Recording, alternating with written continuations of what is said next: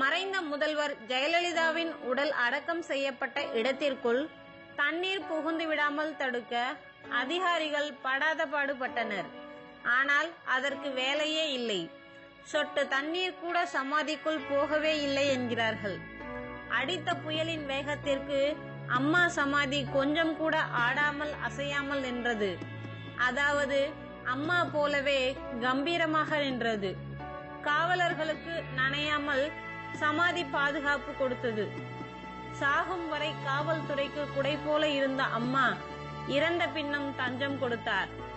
இது இப்படி இருக்க, நேற்று வாட்ஸ்அப் மற்றும் முகநூல் பக்கங்களில் ஒரு விஷயம் தீயாக பரவியது.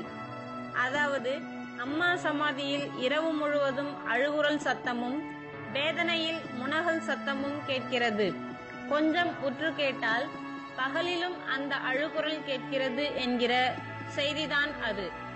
இது எந்த அளவில் உண்மை என்று அறிய அங்கு தினமும் தவறாமல் சென்று வணங்கும் சில நண்பர்களை கேட்டோம். அப்படியா என்று ஆச்சரியமானார்கள் அவர்கள்.